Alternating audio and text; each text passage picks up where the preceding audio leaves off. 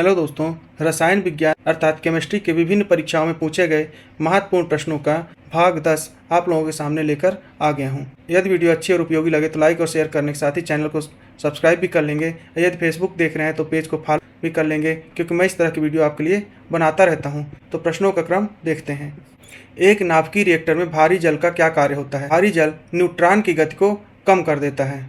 भारी जल से अभिप्राय है भारी जल ड्यूटेरेटेड वाटर कहलाता है।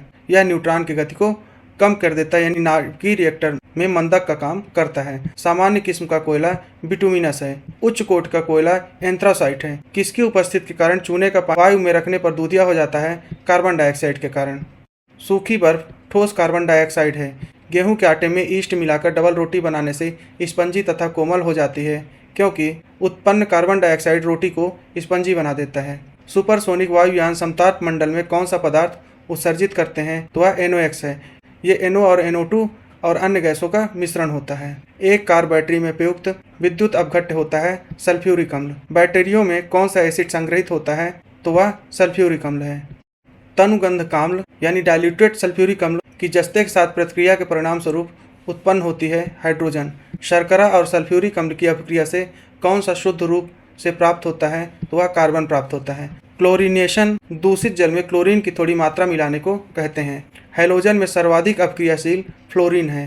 थायराइड के दूषित कार्यप्रलन को दूर करने के लिए आयोडीन कृत नमक साधारणतया किस रूप में दिया जाता है? पोटेशियम आयोडाइड के रूप में। हाइड्रोक्लोरिक अम्ल कांच की बोतल में नहीं रखा जाता है, क्योंकि यह अभिक्रिया करता है कांच की सिलिकॉन डाइऑक्साइड से। हीरे की खनिजीय बनावट कार्बन है। हीरा जो होता है वो कार्बन का अपर रूप होता है। ऑटोमोबाइल द्वारा निष्कासित मुख्य नुकसानदेह गैस जिससे वायु प्रदूषण होता है वह कार्बन मोनोऑक्साइड है। रबड़ को वल्कनीकृत करने के लिए प्रयुक्त तत्व सल्फर है। एक शुष्क सेल में किसका इलेक्ट्रोलाइट्स की तरह इस्तेमाल होता है? तो वह मैग्नीशियम क्लोराइड एवं जिंक क्लोराइड है। रसायनों का सम्राट किंग ऑफ केमिकल्स सल्फ्यूरिक अम्ल को कहते हैं। रसायन उद्योग में कौन सा तेजाब यानी एसिड मूल रसायन माना जाता है? तो वह H2SO4 यानी सल्फ्यूरिक एसिड है। चांदी के पात्रों का काला पड़ जाना वायुमंडल में किस गैस की उपस्थिति के कारण होता है? तो वह H2S है। कौन सी गैस वायुमंडल में अम्लीय वर्षा की उत्पत्ति के लिए उत्तरदायी है? तो वह SO2 है। वायु में किसकी अधिकता होने पर पेड़ों की पत्तियां काली होकर गिर जाती हैं? तो वह SO2 है। तापीय विद्युत केंद्र का मुख्य गैसीय प्रदूषक SO2 है। रबड़ के वल्कनीकरण के लिए उसमें मिलाया जाता है सल्फर को। मानव शरीर में प्रचुर मात्रा में ऑक्सीजन तत्व होता है। सूर्य की सतह पर हाइड्रोजन के अलावा दूसरा कौन सा तत्व बहुतायत में पाया जाता है? तो वह हीलियम है। कौन सी एक विधि संदूषित भौम जल से आर्सेनिक के निष्कासन के लिए प्रभावित नहीं है? क्वथन। इलेक्ट्रिक बल्ब के निर्माण में किस कांच का उपयोग किया जाता है? फ्लिंट कांच का उपयोग किया जाता है। तत्व जो उर्वरक में नहीं पाया जाता है वह क्लोरीन है। एक सांड के स्पर्म को कृत्रिम गर्भाधान हेतु रखना चाहिए तरल नाइट्रोजन में। धातु में जोड़ लगाने में कौन सी गैस प्रयुक्त होती है? एसिटिलीन गैस प्रयुक्त होती है। प्रशीतक फेरॉन है डाइफ्लोरो डाइक्लोरोमेथेन। इंडेन गैस एक मिश्रण है ब्यूटेन और प्रोपेन का। कार्बन मोनोऑक्साइड की अभिक्रिया 300 डिग्री सेल्सियस पर हाइड्रोजन से कराने पर बनती है मीथेन।